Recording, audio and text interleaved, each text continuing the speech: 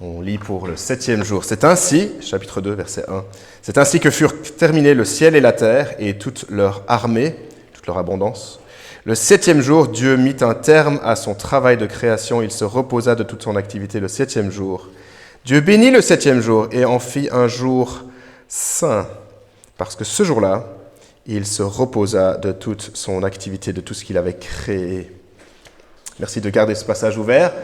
Et normalement, comme d'habitude, vous avez le petit feuillet pour pouvoir suivre. Il y a 4 points pour ce message.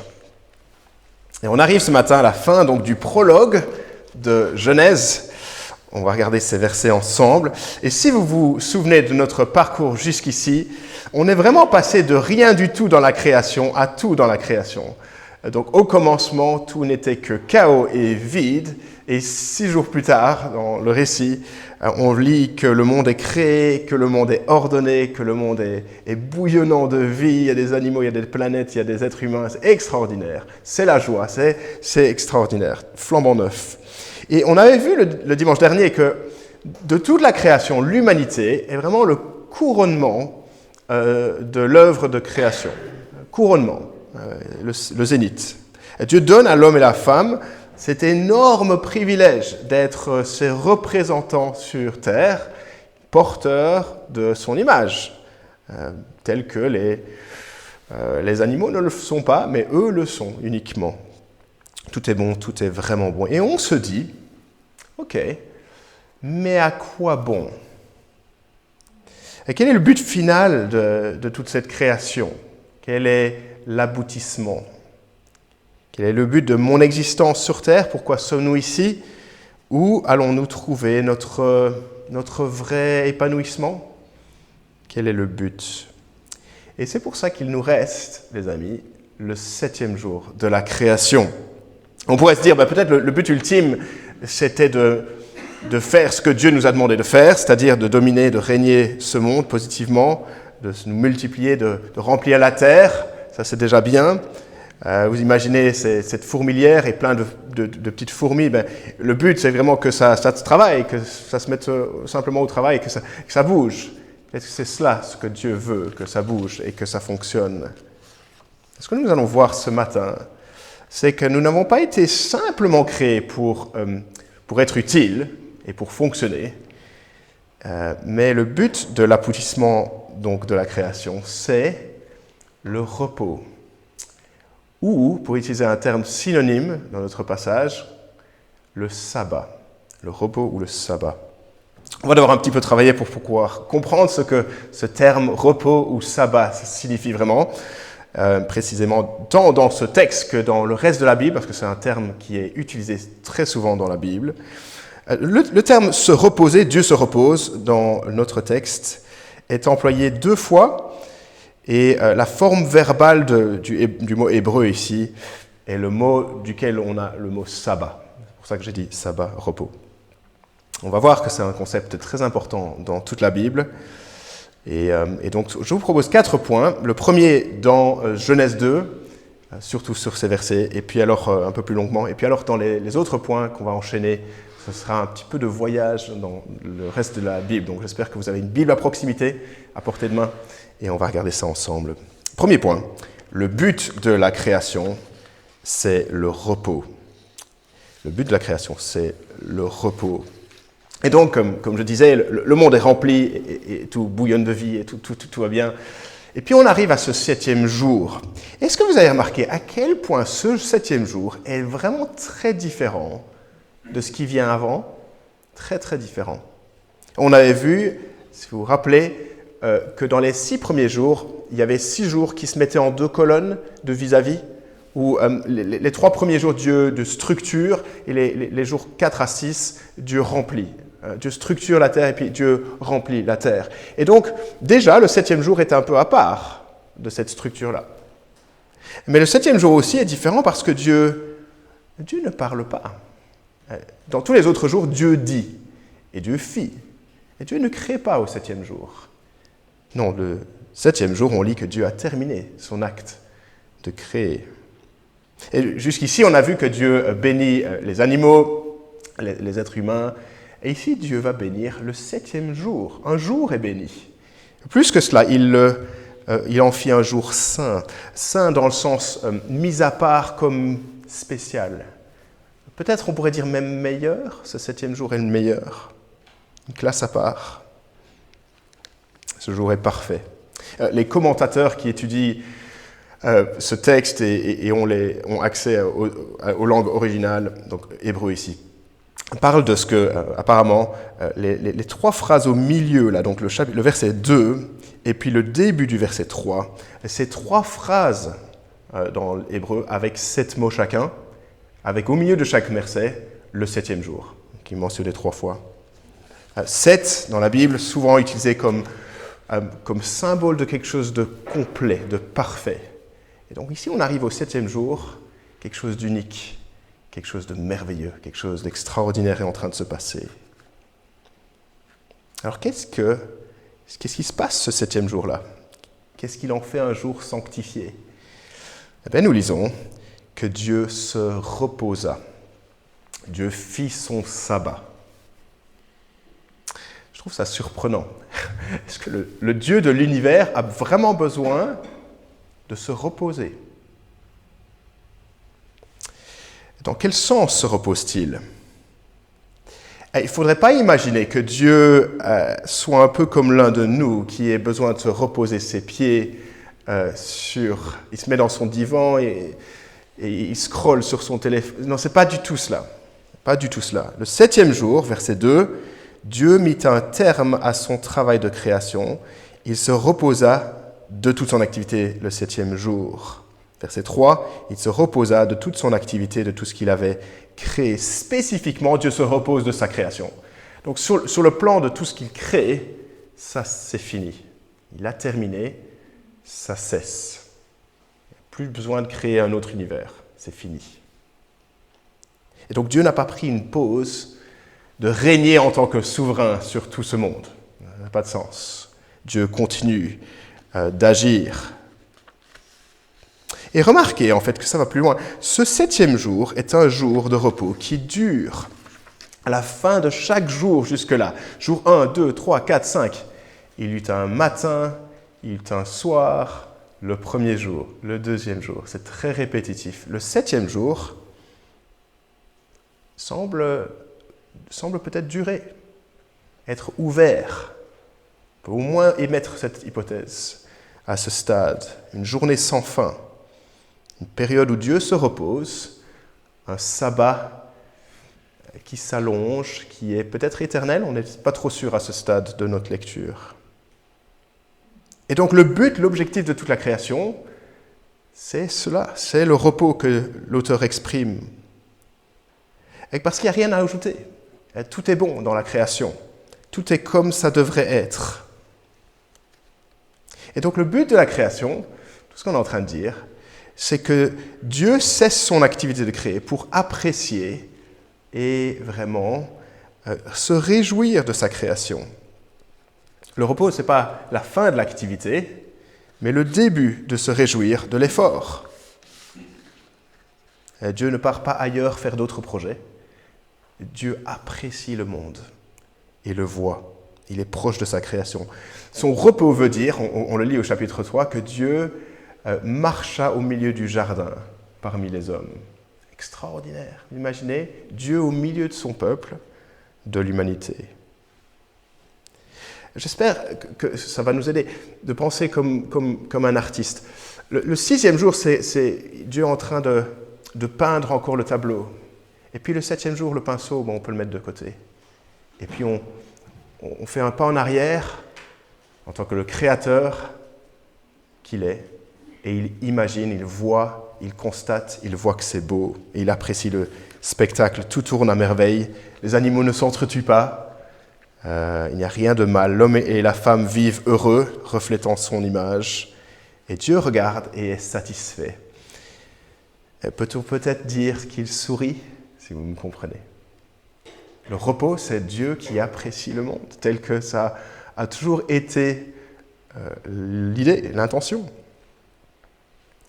Quand j'étais enfant, moi et mon plus jeune frère, on était, peut-être 10-12 ans, quelque chose comme ça.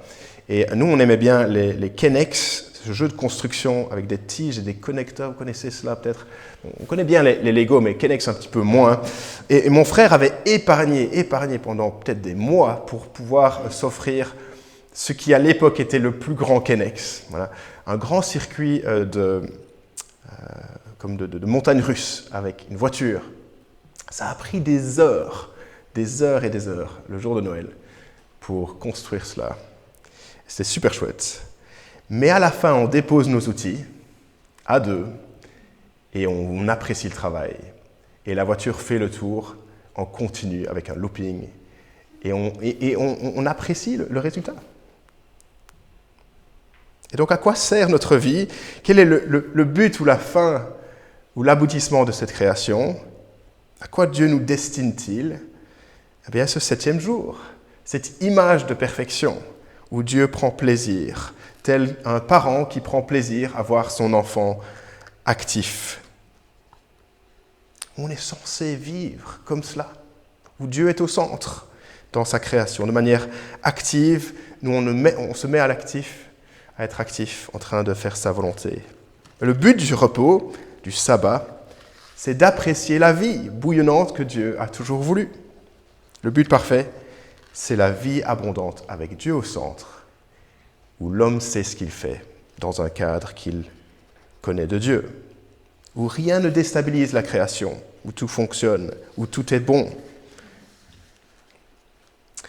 Déjà, je pense qu'on peut s'arrêter pour nous dire, ça nous aide vraiment à contrer cette idée très répandue selon laquelle Dieu serait méchant ou pas très bon. Quel mensonge! Il n'a aucun sens de croire cela. Notre nature rebelle nous pousse à imaginer que Dieu, par moments, serait là pour me pourrir la vie. Quelle chose incroyable de croire cela après Genèse 1 et 2. Peut-être si je viens à Dieu, la joie sera vraiment enlevée, retirée de ma vie. Dieu voudrait polluer ma vie de corvées religieuses et compliquées. Ce n'est pas plus gros comme mensonge. Ça vient du diable. Qu'est-ce que Dieu a fait jusqu'ici pour limiter l'humanité? Il a tout fait qui est bien pour l'humanité. Et Dieu désire que nous vivions ce repos avec lui, une bonne relation avec lui, dans sa création, tel que cela a toujours été conçu. Peut-être on pose la question, mais qu'est-ce qu'on doit faire vis-à-vis de notre planète aujourd'hui, notre gestion de la planète? Notre but ultime, c'est de nous réjouir et de vivre ce repos avec Dieu au centre. Ce n'est pas le but de la création d'aller juste remplir la terre et que tout fonctionne. Il faut que Dieu soit au centre. Et donc, à nos amis écologiques qui ne connaissent pas Dieu, à quoi bon régler toute l'écologie si Dieu n'est pas au centre? On ne peut pas être en harmonie avec le monde si on met Dieu, le Créateur, à la porte ou en périphérie. Pas de sens. Alors bien sûr, lorsqu'on voit ce qu'on voit ici dans le chapitre 1 et 2 de Genèse, eh bien ce n'est pas le monde dans lequel on vit aujourd'hui. Il y a des changements énormes, catastrophiques qui ont eu lieu. Nous vivons dans un monde en souffrance, où il y a des pleurs, où il y a des crimes, où il y a des règlements climatiques, où il y a des tsunamis et des feux de forêt, et des conflits, et la mort. Et Genèse 3 nous explique d'où ça vient, ce problème. Pourquoi on vit dans ce monde-là, déréglé. Et que l'humanité n'a plus accès au repos que Dieu a commencé. Mais le reste de la Bible nous donne de l'espoir. Parce que la Bible ne s'arrête pas à Genèse 3, il y a toute une Bible après. Ce repos nous est plus accessible, mais point 2, le sabbat, l'ombre du repos. Le sabbat, l'ombre du repos. Car bien que l'humanité soit exclue de ce repos, nous ne sommes plus dans ce monde paradisiaque de Genèse 2, Dieu a donné à son peuple Israël un signe, un symbole, pour les aider à se souvenir de ce repos de Genèse 2. C'est le signe du sabbat. Et donc, si vous avez une Bible, merci de vous reporter à la page 53 dans les Bibles, et je vais lire ce qui est le quatrième des 10 commandements. Le quatrième des 10 commandements.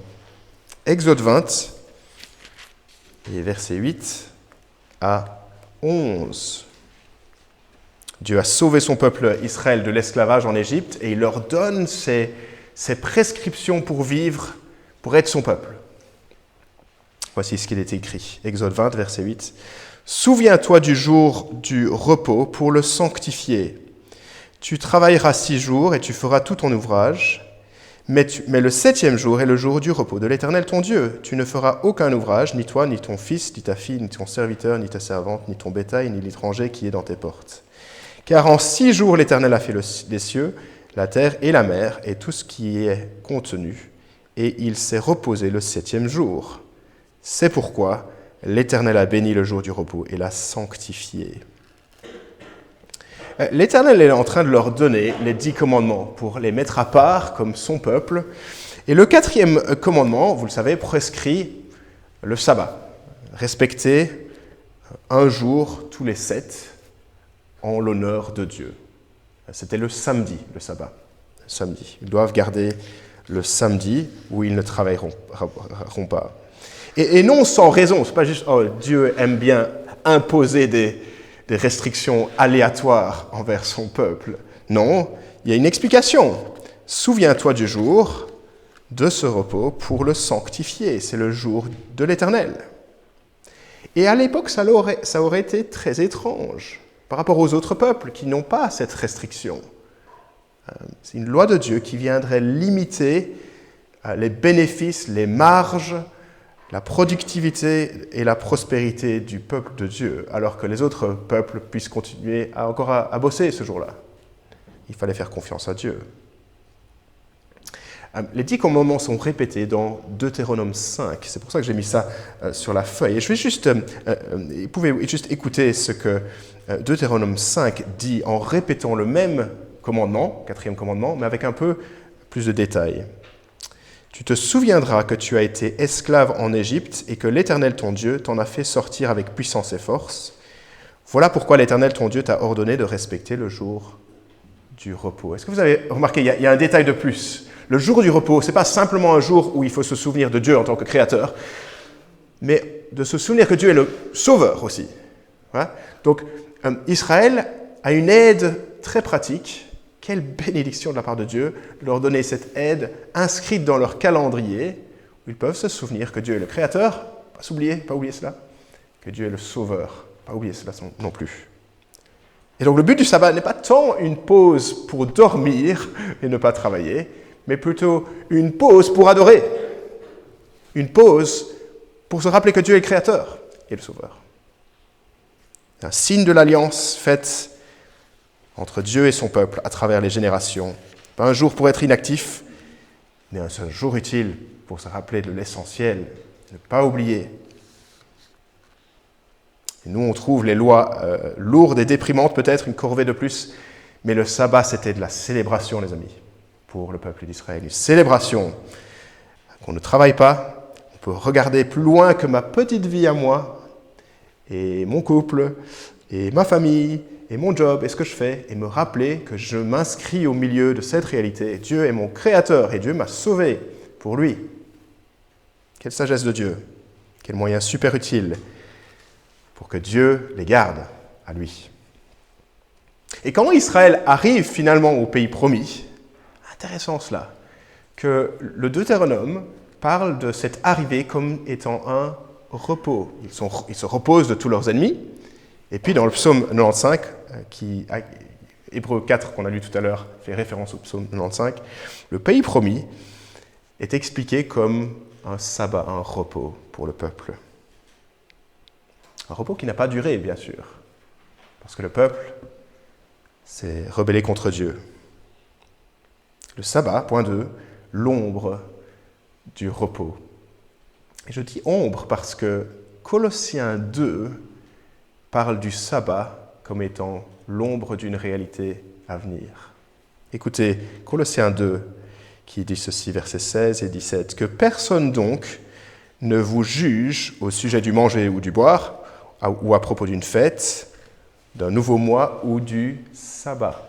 Personne ne vous juge sur base d'un sabbat.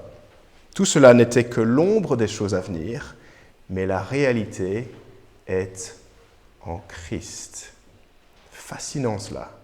Le fait de garder le sabbat n'était que le petit croquis en miniature de quelque chose de bien plus grand qui allait venir, qui est Christ. L'essentiel, ce n'est pas simplement de garder des lois de calendrier pour Israël. L'essentiel, c'est de nous indiquer le chemin vers Christ. Et peut-être on se pose la question, est-ce que nous devrions encore respecter le sabbat en tant que chrétiens ? Les chrétiens sont sous la nouvelle alliance, Israël est sous l'ancienne alliance. Il y a beaucoup de choses à dire et on pourrait faire tout un cours ensemble sur comment comprendre la loi en tant que chrétien. Juste quelque chose à dire. Israël était à l'époque donc, de l'ancienne alliance régie par la loi de Moïse, donc les 5 premiers livres de la Bible, avec les lois de sacrifice, etc. etc.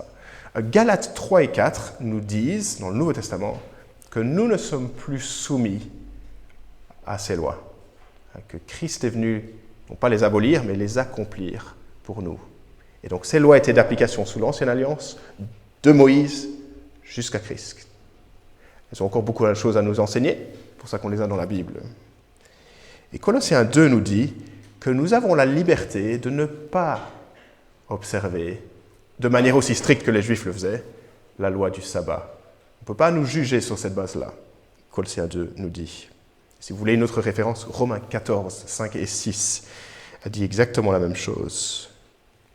D'ailleurs, il est bon de réaliser, les amis, que le sabbat, c'est quand même le samedi. Et que les chrétiens se réunissent d'habitude le dimanche dans notre culture. Ça, c'est parce que Jésus est ressuscité le premier jour de la semaine, un dimanche, et depuis le Nouveau Testament, les chrétiens ont l'habitude de se réunir le dimanche. Donc, est-ce que nous devrions garder le sabbat ?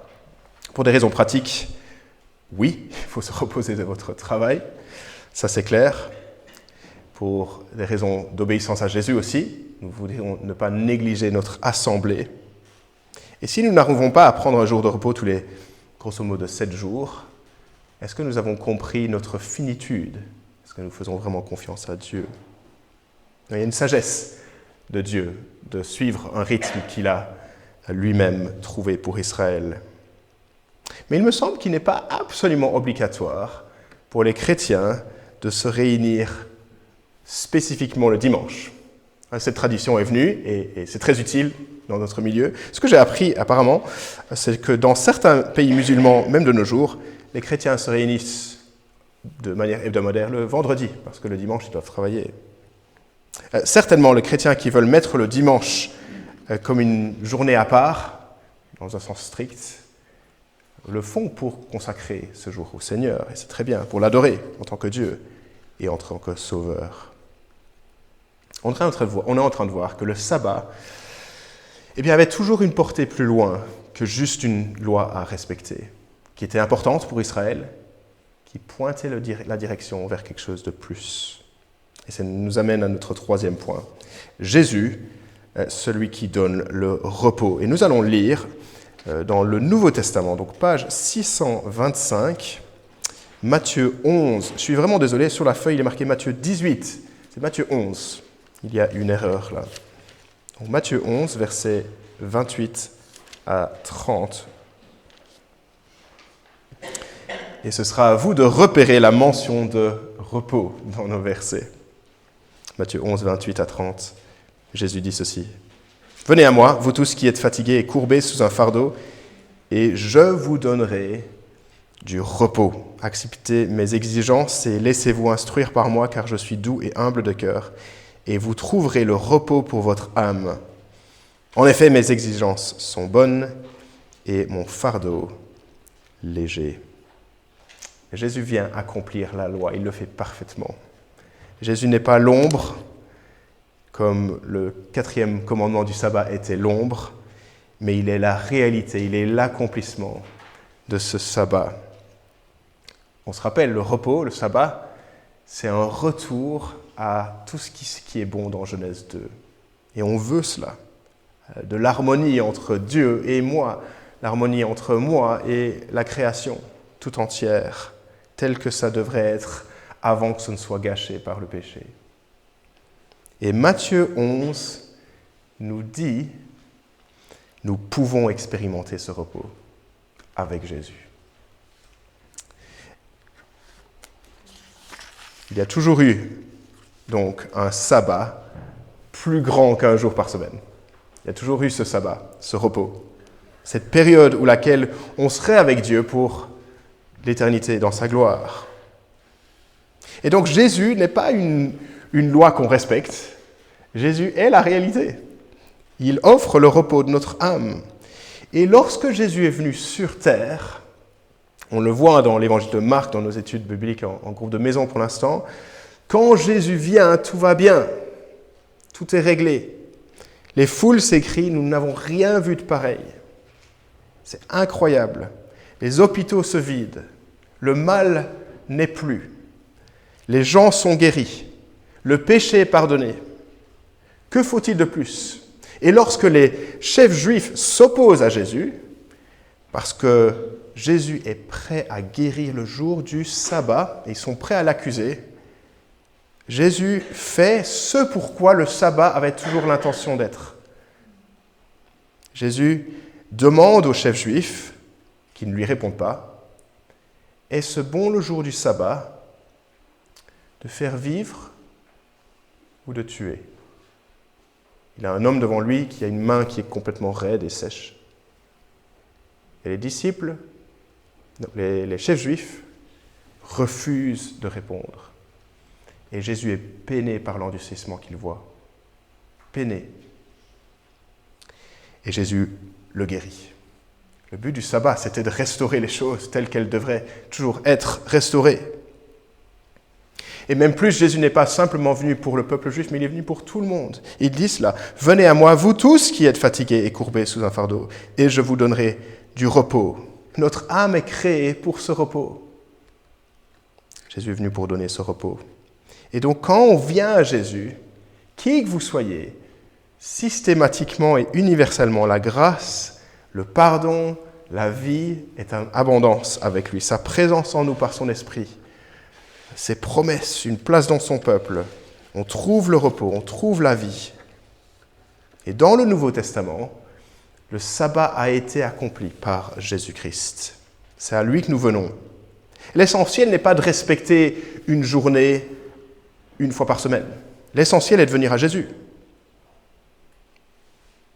On n'a pas le temps, mais je vous laisse la référence sur la feuille, Jean 5. Jean 5 dit, Jésus dit, « Mon Père est à l'œuvre jusqu'à présent, et moi aussi je suis à l'œuvre, en train de bosser. En effet, comme le Père ressuscite les morts et donne la vie, le Fils aussi donne la vie à qui il veut. » Il est en train de réaliser tout ce que le sabbat devait faire. C'est comme Genèse 1 et 2. Dieu donne la vie. La vie est à nouveau disponible. Et donc, ici-bas, c'est certes notre expérience d'avoir une vie qui est frustrante. Et vous connaissez cette frustration de manière quotidienne dans votre travail, dans des décisions difficiles, des relations éprouvantes, la santé fragile, toutes sortes d'épreuves et de souffrances que vous traversez. Le fardeau du péché, la culpabilité, des regrets parfois accablants, mais qu'est-ce que j'ai fait ?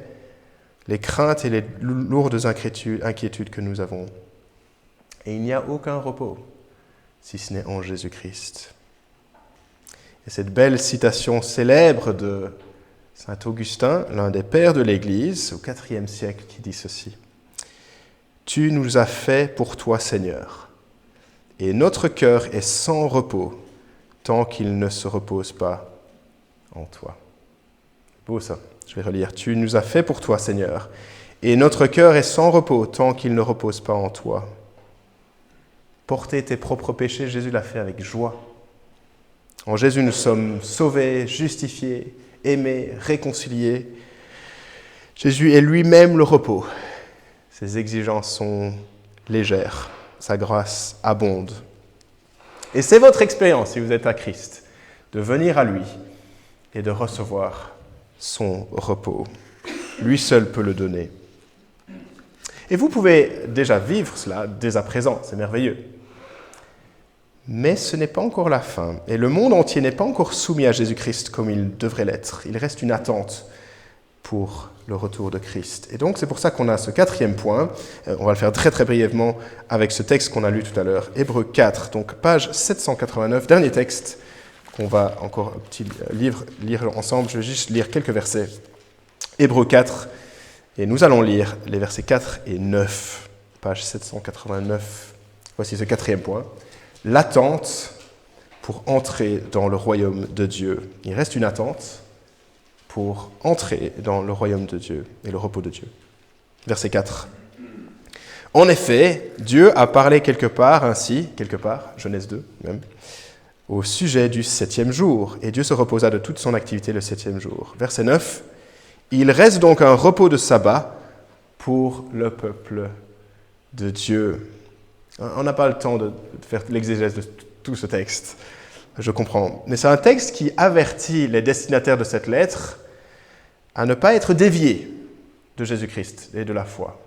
Ce qui serait possible, ne pas lâcher la foi en Jésus, quelles que soient les circonstances et les pressions.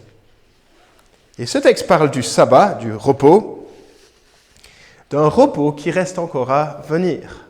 Verset 9. Et on le savait. On le savait que le sabbat a un sens plus élevé que juste un jour par semaine pour les Israélites. Dieu nous invite à le rejoindre dans son sabbat éternel. C'est quoi son sabbat? C'est une place avec lui, dans un nouveau ciel et une nouvelle terre. Un peu beaucoup comme Genèse 1 et 2. Dieu, dans toute sa sainteté, veut vivre avec nous. C'est ça le repos. C'est la vie éternelle avec Dieu, comme Dieu l'a toujours voulu. C'est le but et l'aboutissement de cette création. Verset 9. Il reste donc un jour de repos, de sabbat pour le peuple de Dieu. Pas un petit jour, mais une longue période éternelle. Et parfois, on lit aux enfants les contes de fées, n'est-ce pas? Et ça se termine toujours plus ou moins de la même manière. Et ils vécurent heureux jusqu'à la fin des temps. Et franchement, on n'est jamais trop sûr s'ils sont vraiment heureux ou s'ils se sont disputés entre le jour après. On n'est pas trop sûr. Mais ici, dans l'histoire toute englobante de l'univers, le méta-récit, si vous voulez, qui nous concerne tous, là, nous pouvons dire que nous vivrons heureux pour la fin des temps, jusqu'à la fin des temps, et même encore plus loin, puisqu'il n'y aura pas de fin. Je vais conclure. Dans l'éternité, tout sera repos. Tout sera sabbat pour l'éternité. Dieu nous invite, par l'œuvre de Jésus, son Fils, à rejoindre ce repos, cette activité d'apprécier le monde tel qu'il est censé être vécu. Un repos qu'on a perdu à cause du péché, un repos qui s'inscrit comme signe dans la loi de Dieu à Moïse et aux Israélites sous l'Ancienne Alliance, un repos qui reste à venir, que Jésus amène.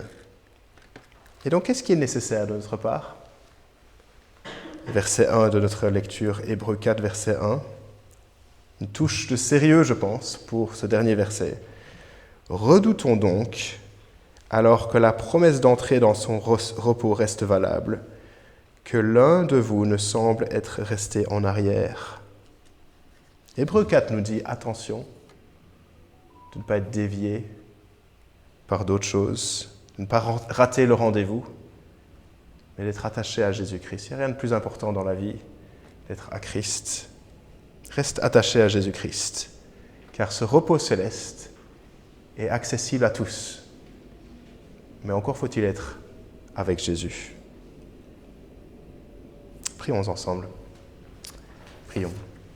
Merci notre Père Céleste parce que tu nous donnes dans ces premiers chapitres de la Genèse tous les fondements nécessaires pour comprendre que tu es le souverain, tu es Dieu au-dessus de toutes choses, que tu as placé l'être humain comme tes représentants sur terre de manière précieuse et unique. Mais aussi tu as voulu nous inviter à ton repos que nous ne pouvons pas accéder par nous-mêmes à cause du péché, mais que Jésus vient apporter. Merci parce que ce repos reste accessible. Donne-nous, Seigneur, de ne pas nous distancer de Jésus-Christ, quelles que soient nos circonstances difficiles que tu vois, que tu connais, mais de rester fermement attaché à lui et d'entendre l'avertissement de Jésus-Christ, de rester avec lui. Aujourd'hui, si vous entendez sa voix, n'ayez pas des cœurs endurcis. Merci pour ton repos, merci pour cette joie d'être dans un monde où tout ira bien à l'avenir. Donne-nous de persévérer dans la foi jusqu'à ton retour. En ton nom. Amen.